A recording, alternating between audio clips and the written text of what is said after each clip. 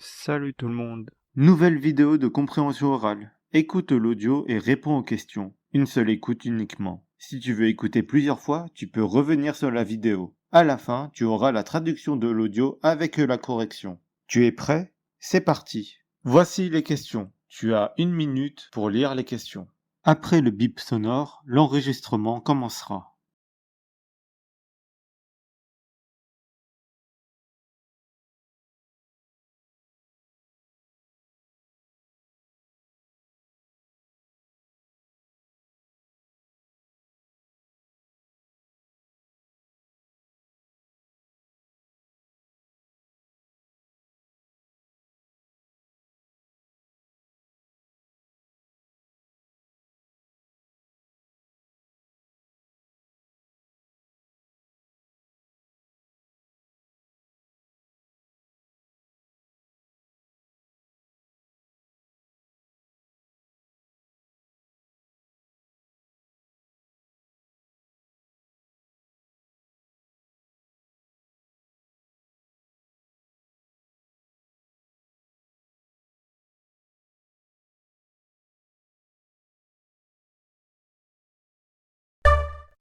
La scie démarre. Les enfants prennent les outils. Une dizaine d'entre eux, âgés de 11 à 14 ans, sont venus s'initier cet après-midi au métier de l'artisanat. Les bénévoles de l'association L'Outil en main, des artisans à la retraite, transmettent leur savoir et leur technique pour susciter des vocations. Jules a 11 ans et il pense déjà suivre l'héritage familial. J'adore la menuiserie et la peinture, parce que mon grand-père il en faisait beaucoup et du coup j'en ai fait un petit peu, mais ça me donne l'occasion d'en faire plus proche de chez moi. Ici, les enfants réalisent eux-mêmes des objets. On va couper les morceaux. Un atout revendiqué par Tamar Montillo-Joyel, ancien élève bénéficiaire et désormais administrateur de l'association en Île-de-France. Les ateliers qu'on fait rendent les choses concrètes pour eux.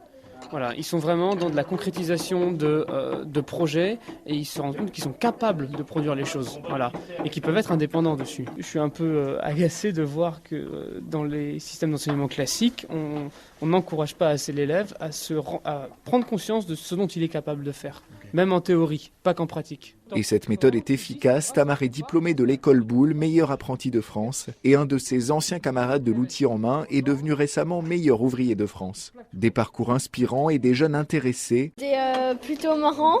Ok. Quand même, les doigts ils tremblaient, donc c'était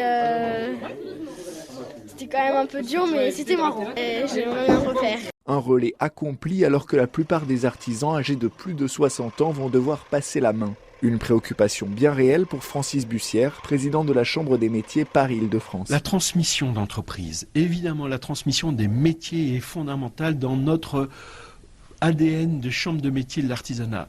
Eh bien, sur l'Île-de-France, nous avons 40 000 entreprises dont les dirigeants ont plus de 60 ans et sur Paris spécifiquement. Donc, c'est dire qu'il y a un enjeu considérable et que nous allons, nous aussi, bien sûr, accompagner avec la région, tous les acteurs de l'entreprise sur la région et en France. Attirer des jeunes reste donc un impératif. Aujourd'hui, en Île-de-France, la création d'une entreprise artisanale se fait en moyenne à 39 ans.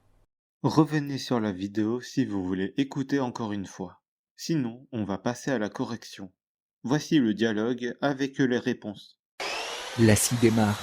Les enfants prennent les outils. Une dizaine d'entre eux, âgés de 11 à 14 ans, sont venus s'initier cet après-midi au métier de l'artisanat. Les bénévoles de l'association L'Outil en main, des artisans à la retraite, transmettent leur savoir et leur technique pour susciter des vocations. Jules a 11 ans et il pense déjà suivre l'héritage familial. J'adore la menuiserie et la peinture, parce que mon grand-père il en faisait beaucoup et du coup j'en ai fait un petit peu, mais ça me donne l'occasion d'en faire plus proche de chez moi. Ici, les enfants réalisent eux-mêmes des objets. On va couper les morceaux. Un atout revendiqué par Tamar Montillo-Joyel, ancien élève bénéficiaire et désormais administrateur de l'association en Île-de-France. Les ateliers qu'on fait rendent les choses concrètes pour eux. Voilà, ils sont vraiment dans de la concrétisation de projets et ils se rendent compte qu'ils sont capables de produire les choses, voilà, et qu'ils peuvent être indépendants dessus. Je suis un peu agacé de voir que dans les systèmes d'enseignement classiques, on n'encourage pas assez l'élève à prendre conscience de ce dont il est capable de faire, même en théorie, pas qu'en pratique. Et cette méthode est efficace. Tamar est diplômé de l'école Boulle, meilleur apprenti de France, et un de ses anciens camarades de l'outil en main est devenu récemment meilleur ouvrier de France. Des parcours inspirants et des jeunes intéressés. C'était plutôt marrant. Ok. Quand même, les doigts ils tremblaient, donc c'était quand même un peu dur, mais c'était marrant. Et j'aimerais bien refaire. Un relais accompli alors que la plupart des artisans âgés de plus de 60 ans vont devoir passer la main. Une préoccupation bien réelle pour Francis Bussière, président de la Chambre des métiers Paris-Île-de-France. La transmission d'entreprise, évidemment la transmission des métiers est fondamentale dans notre ADN de chambre de métier de l'artisanat.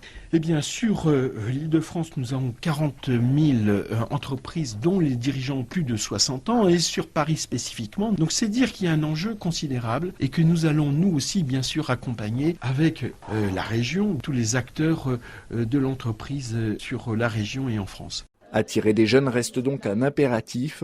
Aujourd'hui, en Île-de-France, la création d'une entreprise artisanale se fait en moyenne à 39 ans. Merci d'avoir regardé cette vidéo. Si vous avez aimé, likez cette vidéo et si vous voulez voir d'autres vidéos, abonnez-vous à cette chaîne et je vous dis à demain pour une nouvelle vidéo. Salut.